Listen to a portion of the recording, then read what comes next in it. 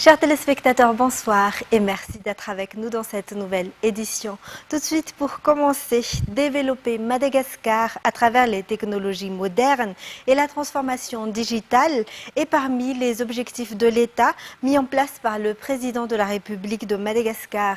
Et Madagascar entre actuellement vers la transformation digitale. Ce programme de digitalisation s'inscrit également dans la réalisation du plan Émergence Madagascar qui a été présenté aujourd'hui durant la rencontre du président de la République avec le président de la Fédération pour l'économie numérique de la Ligue arabe à Dubaï. Ce pays se dit prêt à soutenir Madagascar dans la transformation numérique et digitale. Sur place, Natera Koutoumaf et Eras Loufoarmanan pour plus de détails. Parmi les objets de la visite du président de la République et la délégation malagasy à Dubaï figure la rencontre avec les divers partenaires qui sont prêts à soutenir et à appuyer Madagascar dans son développement et dans sa réalisation du plan Émergence Madagascar ou PEM. Dans ces domaines figurent la digitalisation et la transformation numérique. Rappelons que Madagascar est actuellement dans la transition vers l'utilisation du numérique. Notre pays est prêt à entrer dans ce monde de l'économie numérique, selon le président Ange Razoueln. Madagascar œuvre déjà dans la digitalisation, notamment à travers le paiement des bourses d'études, des salaires des fonctionnaires. Ainsi, la réforme numérique commence par l'administration publique. Dans cet objectif de la transition de Madagascar vers l'utilisation du numérique, le président de la République de Madagascar, Ange Razoueln, a rencontré le président de la Fédération pour l'économie numérique de la Ligue arabe, le docteur Ali Al-Khouri, qui œuvre au sein de l'Arab Federation of Digital Economy, qui est une filiale du holding One World Impact Capital. Cette fédération œuvre dans l'économie numérique à travers le soutien de la transformation numérique, l'inclusion financière et le développement de sociétés basées sur la connaissance et a aidé à progresser les infrastructures législatives et technologiques dans le monde arabe en évoluant et en envisageant l'avenir de l'économie numérique.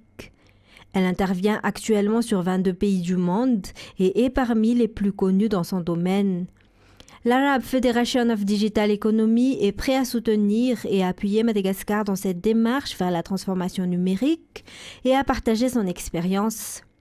Pour Madagascar, 4 axes sont primordiaux dans ce domaine, notamment l'utilisation de la technologie numérique pour l'agriculture, l'inclusion financière, l'infrastructure numérique et l'administration publique, notamment l'éducation, la santé, le service foncier qui pose actuellement problème à Madagascar du fait de son système archaïque. Dans la foulée, le président de la Fédération a demandé à venir à Madagascar et le président de la République l'a invité officiellement. D'autres perspectives de coopération sont à attendre durant la conférence sur le numérique ou Seamless 2022, ici à Dubaï, mardi prochain.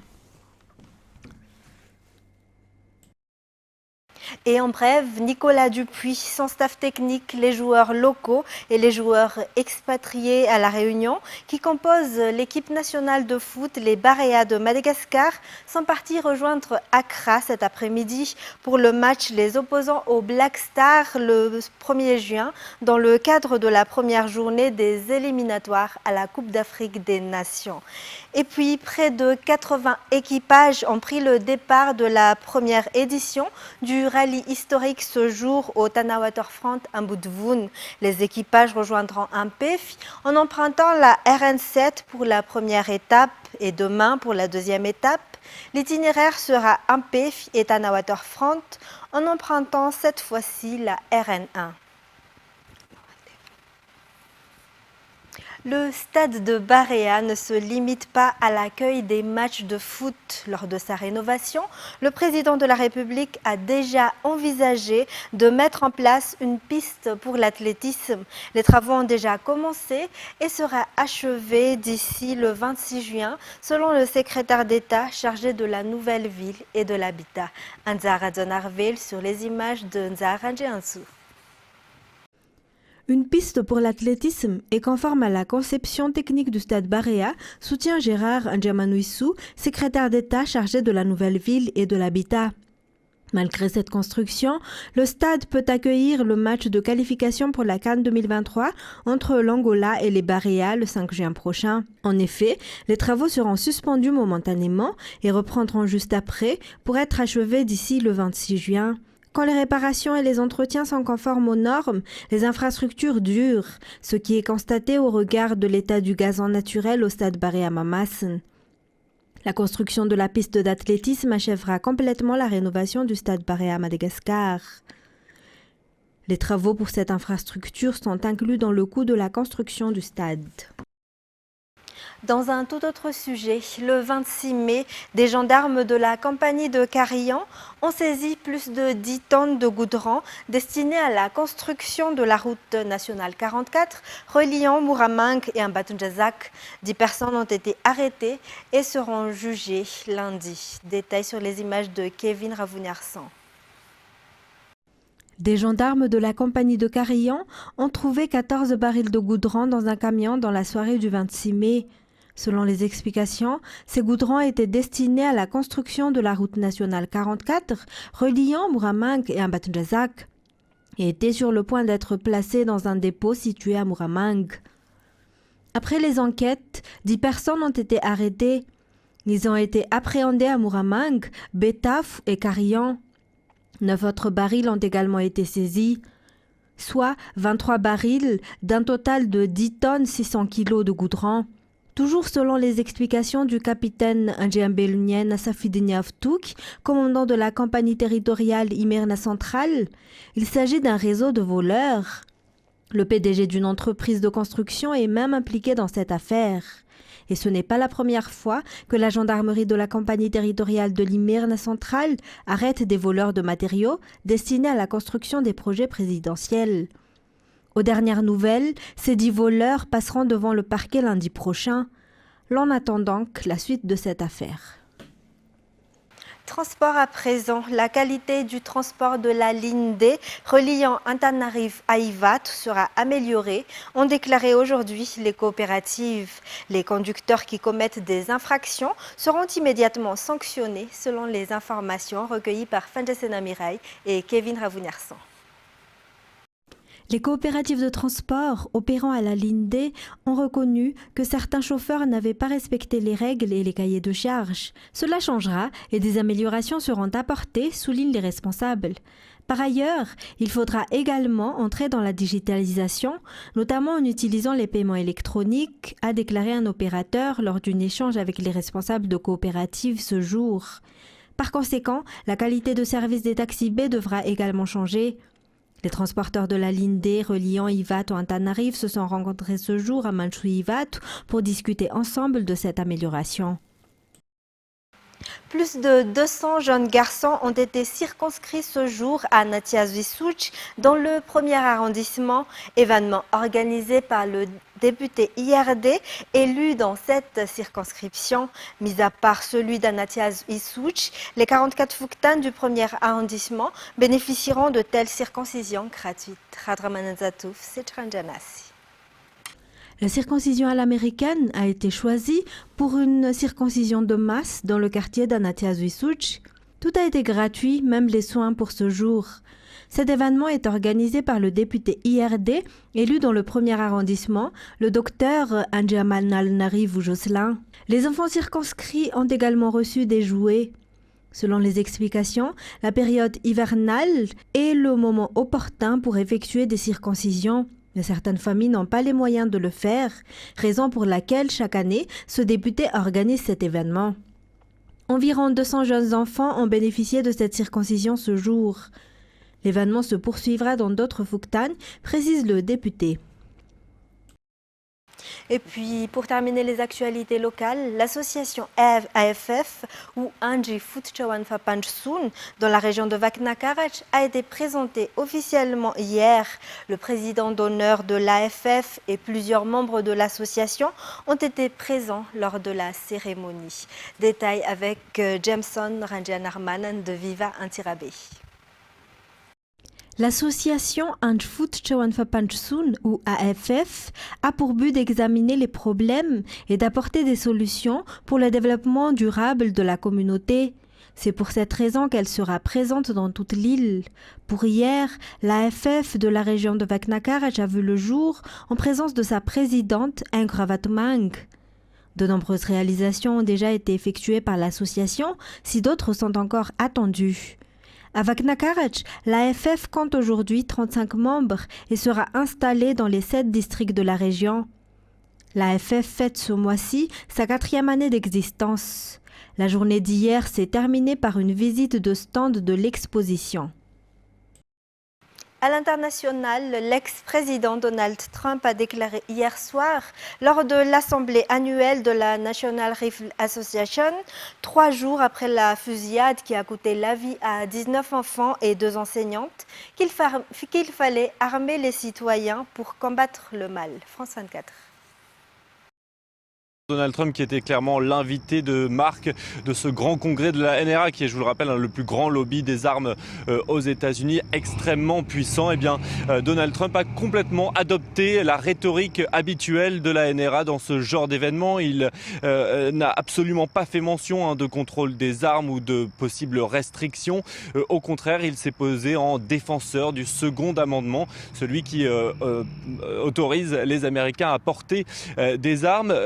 L'ancien président américain a rejeté la faute sur le mal absolu que représente le tueur de la fusillade d'Uvalde, dépeint comme, je cite, un monstre qui brûlera en enfer pour l'éternité, des mots très religieux donc dans la bouche de l'ancien président américain, qui a ensuite largement rejeté la faute sur les démocrates en les accusant d'utiliser cette fusillade pour essayer de faire avancer leurs propositions pour plus de contrôle sur les armes. Je vous propose d'écouter Donald Trump. On a pu voir, comme d'habitude désormais, des politiciens cyniques cherchant à exploiter le chagrin des familles inconsolables pour étendre leur pouvoir et nous retirer nos droits constitutionnels. Une chose encore plus abjecte, c'est leur promptitude à déplacer la culpabilité des auteurs de tueries pour la remettre sur les épaules des millions de citoyens pacifiques et respectueux des lois qui font partie d'organisations comme notre magnifique NRA.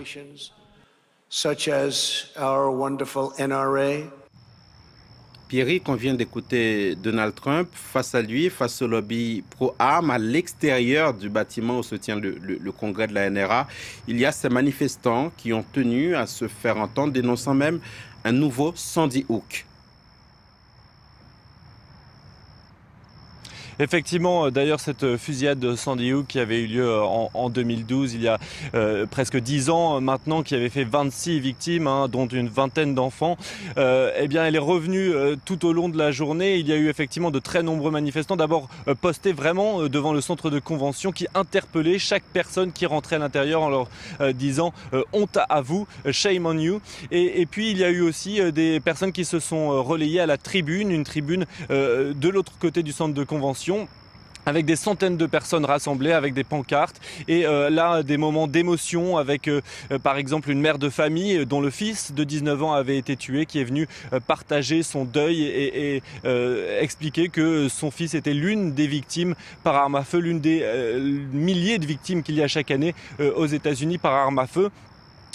Toute la journée, donc, bien ces protestataires se sont relayés devant le centre de convention. Ils sont choqués, ils sont fatigués de l'immobilisme politique aux États-Unis sur ce sujet-là.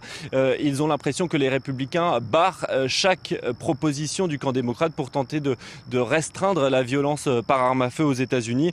Une frustration donc, et en filigrane en fait, ce qu'on a vu aussi tout au long de cette journée, c'est que dans les deux camps, eh bien, on essaye de mobiliser les troupes en vue des élections de mi-mandat qui auront lieu dans quelques mois en novembre prochain.